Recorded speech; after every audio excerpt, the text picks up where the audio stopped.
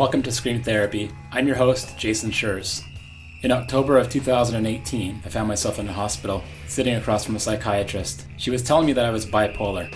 I was released from hospital with a bunch of medication and laid on the couch for about a week. I put music on and put my whole iTunes library on shuffle, blocking out the noise in my head.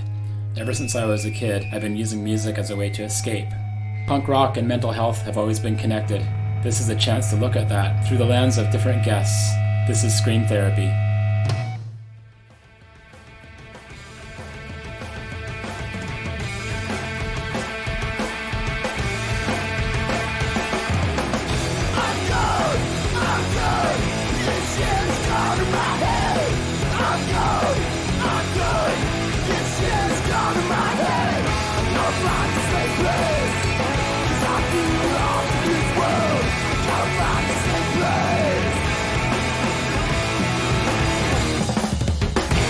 I've known Ryan Patterson for years as the burly dude from Coliseum, showcasing his gruff vocals and discordant guitars. Now he's the person behind the musical entity Fotocrime. I didn't know about Ryan's internal struggles with body image, and part of his new musical endeavor is to work through these issues. Studies have found that body dissatisfaction in men can be up to 28%. Upward of 30 million Americans suffer from eating disorders. Ryan has been struggling with body image most of his life, resulting in binging and bouts of severe anxiety. I hate to use the term happy ending, but Ryan has found a way to be healthier than he has been in years. Positive role models are so important, but we should never strive to be perfect. We can only be the best that we can be. Human.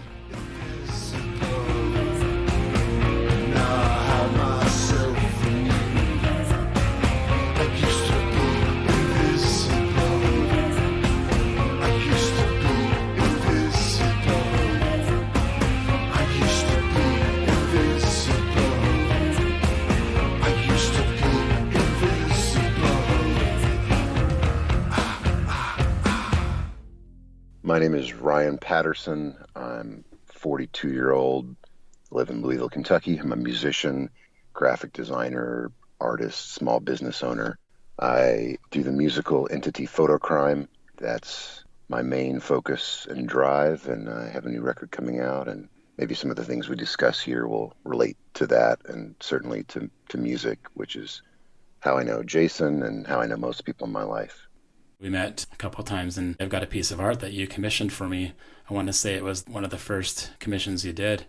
Yeah, that was really important to me and stuck out. And I think it might be the only commission in that particular medium, which is like paint on wood, that I've done. I mean, I've sold other pieces like that, but that one was awesome. Yeah, I really appreciated that. The cool thing about it is that I sent you a long email in regards to what's happening in my personal life with separation, family issues. You did it and it showed up, and I couldn't believe, from the sort of short description I gave you, how close it was to the image in my mind. Cool. Well, that's great to hear. That rarely happens. Yeah. One of the things that is coming up in the materials for the Fotocrime album that's coming out is in regards to you being clean and healthy. Now, I don't exactly know what that means, but maybe you can tell us a little bit about that. I'm not sure if that's something that I've put in there. That might be mentioned by my publicist or other people. Maybe it isn't there and I just didn't quite interpret it the same way. But clean is not really the word. I mean, I don't use the word sober because I feel like that's for people who have dealt with addiction, but I've never been a drinker or anything like that. I've always been a pretty clean living person. But I mean, I guess I have had addiction issues, particularly with food. And, maybe it's undiagnosed, but I've had binging issues and things like that. And I wouldn't say that I'm over that stuff because just like an addict, as I understand, like a drug or alcohol addict, you're kind of always an addict. So yeah, those are still things that I deal with. But in the last 3 years, which exactly coincided with the beginning of Fotocrime and me kind of starting this new chapter in my life, I started making massive changes in my eating and exercise and health and lost about 100 pounds or so, about Wow. a third of my body weight. So that's kind of the big change that I've gone through physically. I mean, there are all sorts of other life things that come and go and all that. So that's been my big change. It's not something that I would necessarily want to capitalize on or I wouldn't put it on a sticker on a record or anything, but that's where I'm at and what's gone on with me the last few years. You look great. I mean, you look really healthy. I think it's awesome that you're able to get to that point, just feel, I'm assuming, more comfortable in your skin. The thing that I sometimes wonder with folks that are able to do that is how far and how close to the edge are you with slipping back into eating disorder? How do you feel about that? Yeah, I mean, I'm there at any moment. I have almost no food in my house. If I have food, if I have access to food, I eat it. I have a few ingredients and a few things like that, but if there's a bag of chips in my house, it's gone.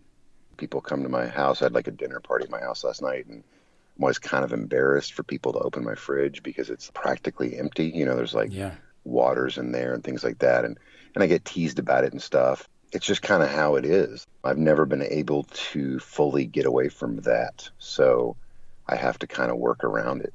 So that's there. I mean, haven't lately, but I have had dreams of seeing myself as I used to be. It's a really weird thing. I think I mentioned the first song on the record. It's called Invisible on the new Fotocrime record, and it kind of relates to all this, as much as any song does. I mean, a lot of my songs are somewhat abstract. Each line might relate to something, but I don't generally spell things out extremely clearly. But yeah. Can you give us the last two lines in the chorus? Because I thought they were quite profound. I used to be invisible, now I hide myself from you. So there's a lot of things when you change yourself. There's this idea that for me, when I was big, I felt invisible. I felt like, I hate to use unseen, it feels like kind of a catchword, but I felt completely unseen or too exposed, right? And that's through all sorts of things. I do all these things that are very meaningful to me, very personal things, lots of references to things I love, lots of very pointed things in my life. And of course, like any musician or artist, you kind of pour yourself into it. And then you feel like no one gives a shit. I get a lot of comments, and it's a very weird, fucked up feeling because essentially people are generally insulting how you used to look, saying you look better now. And for me, it's a mixture of, I knew you thought I was fat. I knew you thought these things about me. And then on the other hand, well, I really need this validation constantly, people telling me I look good, because I don't have that intrinsically inside of me. It's really fucked up, and then there's things like, just attention from women, attention from all these different things. With my previous band, I blamed some of our lack of success on my appearance, and I would go on tour and I would look around and think, I'm the only overweight person on this tour. I'm the only overweight person that will be on this stage tonight. How many popular bands do you know with an overweight person? At the time when Coliseum, my old band, was really active, like Fucked Up was really big. And I don't know that dude, seems like a really nice guy. We have lots of mutual friends, but his thing was to kind of embrace it, be shirtless. But it also, I always feel like there's this kind of clown element. Philip Seymour Hoffman or Chris Farley, like they couldn't be leading romantic leads. They had to be tortured character actors or comedy. Often when you see bigger people, as front people of bands at least, they make it like a comedy kind of thing, or they become a clown. Yeah, one person that didn't do that was D. Boone from Minutemen. I mean, he was all about putting himself out there, right? Absolutely. I mean, he's, of course, an inspiration. Is that something that you associated with mental health? I think so. Yeah, I mean, I have a long history of trying to deal with that stuff. I remember going to therapy very young, and I don't honestly remember what it was for initially, but I remember as a kid going and being really untrusting of the process and not speaking out and, not feeling open. Because basically as a kid, it kind of felt like you were going and the therapist or doctor was going to just report essentially, maybe not specifically what you said, but they're basically reporting back to your parents, at least in that context, that's how I felt. And then I did some more when I was in my late teens, mid to late teens, that my mom sent me to that I think was also about weight stuff. I was really uncomfortable. And there's a moment in my life when I was 10 or 11, and my brother and friends and I would always make these little home movies, our own little Star Wars. And then later on we made lip sync videos to hair metal and shit like that. And I remember seeing one when I was 10 or 11, and in my mind thinking in the image that I was had a big butt, which is a really funny thing to say. I was a kid, and I think back about it now and I see myself there, and I was always a tall, pretty scrawny kid. And I was never overweight until my late teens when I was out of my parents' house. That was when I put on a lot of weight. So I see that I've thought that my whole life, right, no matter what. So that's a mental health issue, right? There's emotion and insecurity and all that shit tied up with that feeling of binging and feeling full and satiated and like having your mouth full or your stomach full. Those are pretty clear things, you know, filling voids in your life. You mentioned feeling alienated, being the only person that was overweight at a punk show, being up on stage and looking around and not seeing a lot of folks that looked like you, that feeling of being different. Now, the punk scene is very welcoming and always has been, and you've been in bands for a long, long time. You've been a huge part of the Louisville, Kentucky punk scene. So I'm just wondering, although there was moments for you when you felt out of place, punk rock in some ways I think has really helped a lot of folks fit in. I do think that. I mean, I think that in terms of a lot of other things, I don't think that in terms of my weight and appearance. Music and punk gave me confidence. It was truly my first ever feeling of confidence and feeling good about myself or cool or accomplished was playing in a band. And then particularly when I put a guitar on in front of me, that was like a suit of armor. You know, that's like the S on Superman's chest or something, right? Yeah. Punk rock is a microcosm of the world. And the world, for whatever lip service they say, there are things that we are taught and socialized and our families and friends and everybody else says over and over and over and is ingrained in us, and it sticks around. To say that there's no body shaming or body issues in punk, that would be like saying there's nobody that's a rapist or sexual assaulter, you know, in punk. Yeah. I mean, those things are there, like it's there. And while I think punk is accepting, I still think, yeah, I don't know. I can't say that punk made me feel any better. Every little bit of someone commenting like fat fuck on a message board. I joined a band, the first band I ever toured in, and the previous bass player was really skinny, and I saw someone say or something that I ate him, you know? Little things like that. It's like a drill that hole into your brain, and they like plant that little fucking message in there, and it bounces around like a pong ball, you know, for the rest of your life. And that was through punk. You know, that was through like a very DIY scene. So I think it's still there. You know, I mean, maybe it's better than the outside world, but there's still people picking on people, and there's still the microcosm of the greater world out there. I think it's, yeah, like you said, naive to think that it's not happening. It's one of those things that's out there in the world, and it's not going to not be there in the punk scene. Right. It's all there for better or worse. Everybody does better and tries overall, and maybe it's way better now than it was when I was coming up. You know, I don't know. Hopefully. I think people are more open about talking about these things. I mean, look at this podcast, right? It's right. There's way more openness around people having issues. You know, I go to parties and meet people that are willing to talk about these kinds of things, whereas maybe in the past it was kind of a hidden hush-hush deal. So yeah. I'm glad for that. I mean, I wouldn't have been able to cope if I couldn't talk to people about it.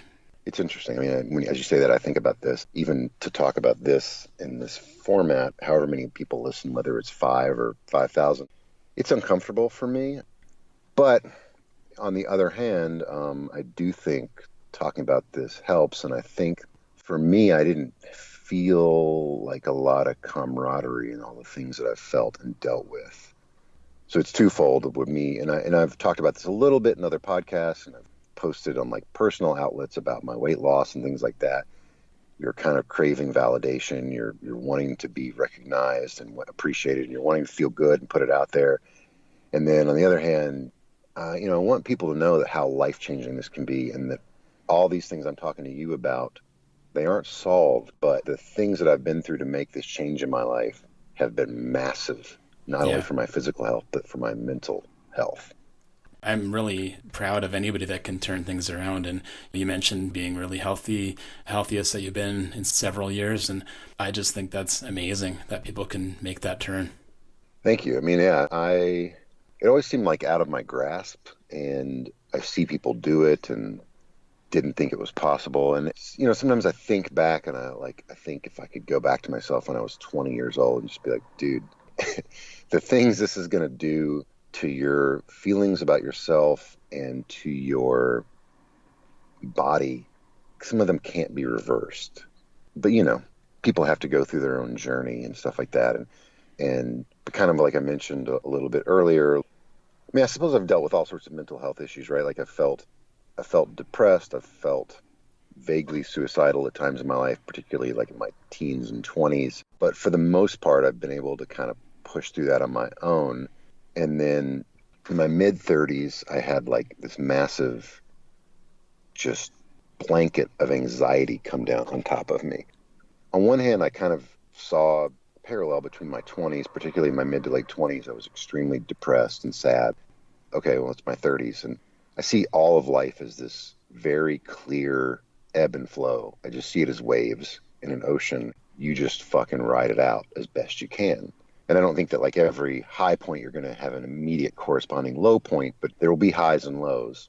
Yeah. And that's the biggest thing I've learned and maybe taught myself. Okay, today I'm freaking out. I might feel better in 5 minutes. I might feel better in 5 weeks. I might feel better in 5 months, you know, so work through it.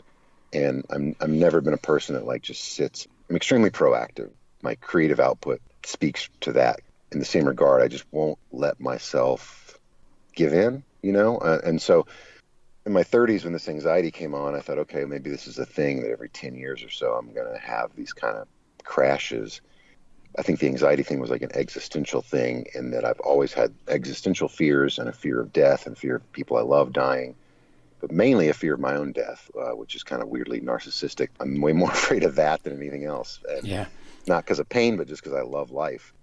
Things in American society are shitty. There's lots of shootings, you know, places that I've always kind of loved and held sacred, like movie theaters, or suddenly feel unsafe or whatever, and didn't want to go to the movies. I didn't want to leave the house. I would have panic attacks while driving.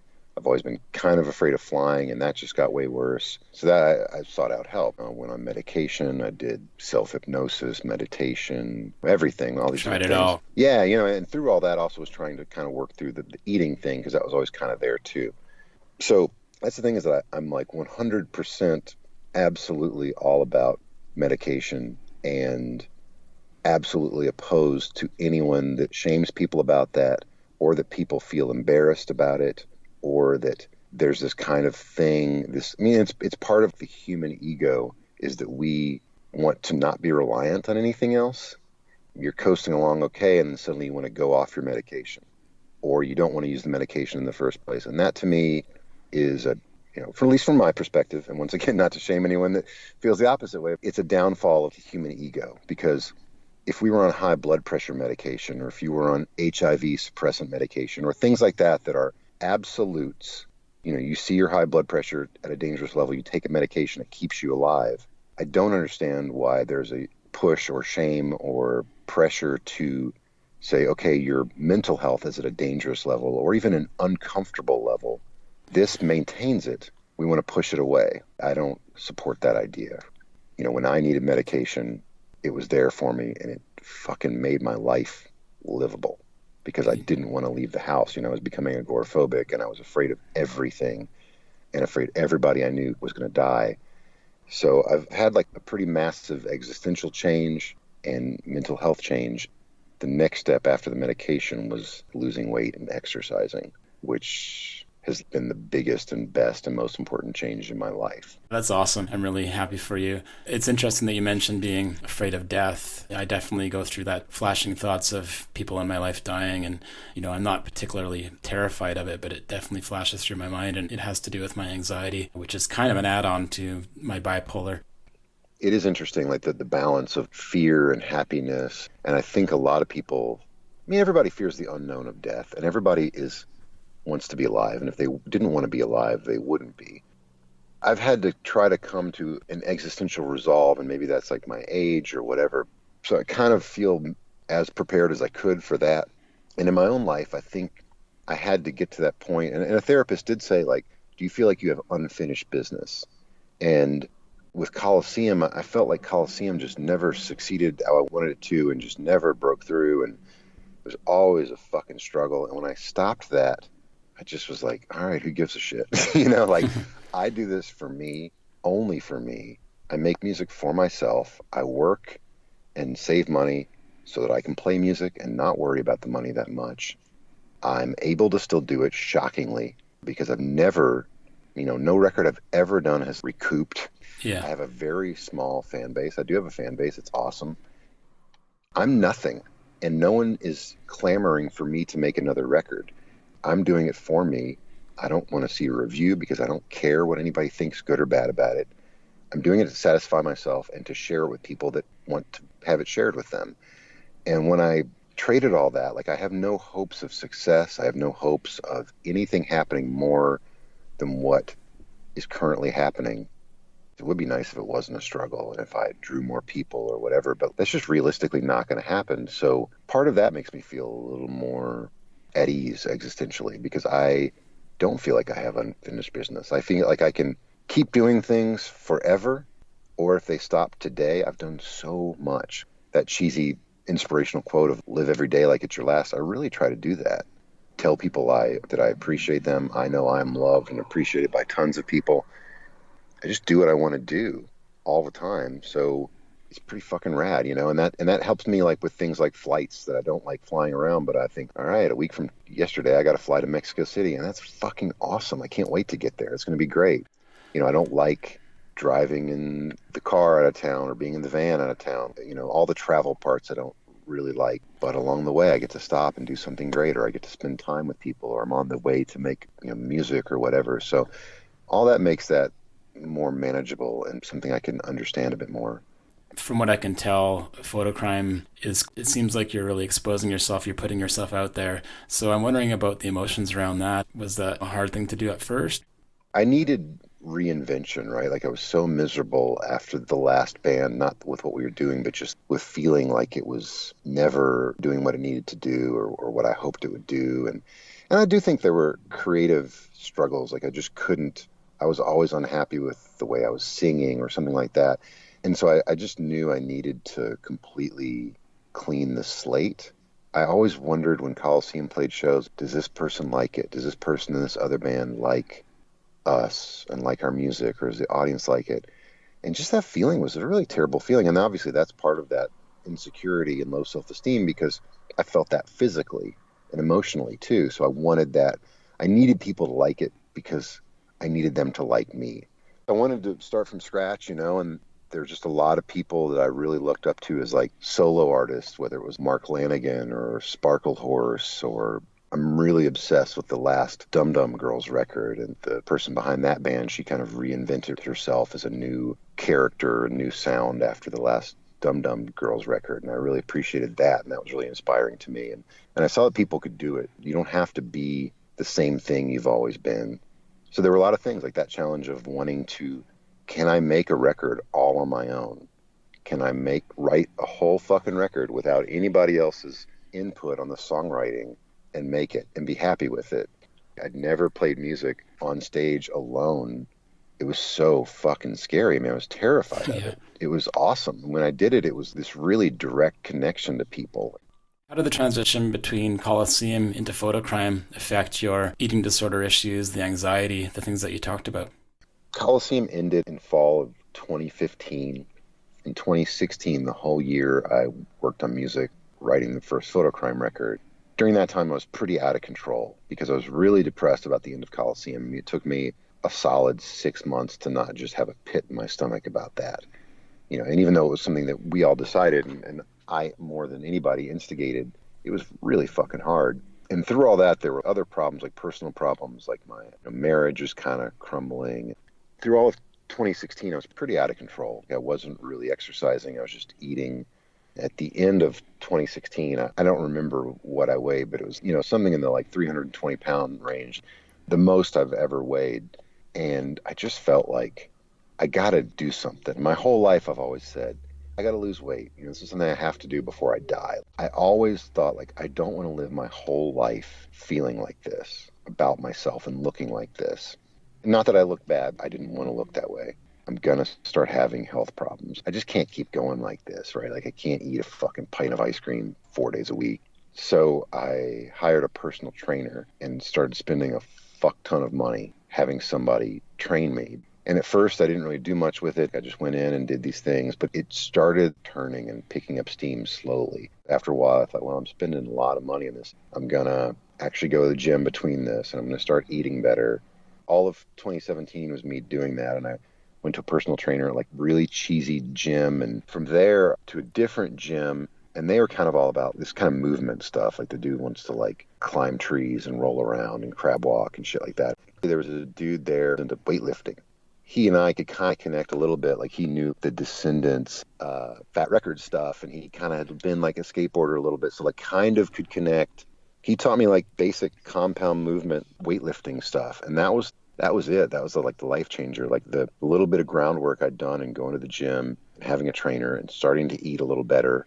When I started that weightlifting shit, it was an immediate result. Weight just started dropping off fast. And then when I would go on tours, I would exercise a little bit, but I would eat better. And I would find that I'm still losing weight on tour. My metabolism is still up.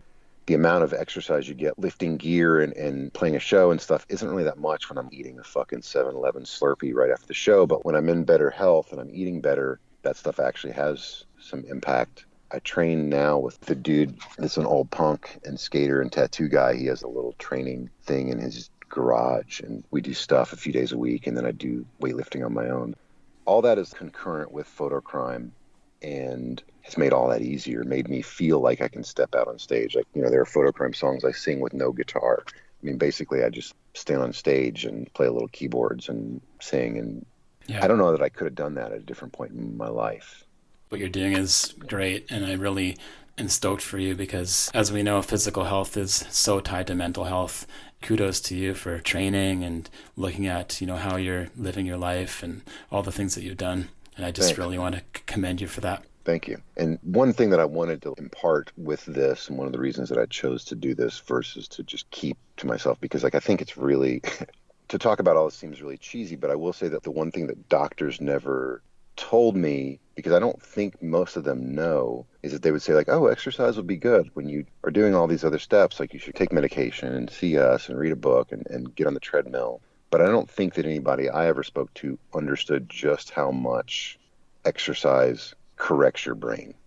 I'm not on any medication now. I have very, very little anxiety. I feel better every day about everything, and not just how I look. Everything about my brain chemistry feels better when I exercise. And that's the thing. And I don't think that is, I think so much of it is based on appearance, and so much of it is based on people doing these goals, or people wanting to have six packs, or people wanting to lift the most weight or whatever. All that's fine, but because you can't see it, it's harder to promote that. If you go out and exercise, I believe it can help every one of these things. I'm not saying it can help everything, and I'm not saying it's magical, but I'm saying that it's extremely, extremely good in a way that I never comprehended, and that I don't think is promoted as much. Like, that's the thing I want to promote. I feel like a cult member about it, because it's so amazing how much this changed me in every single way mentally.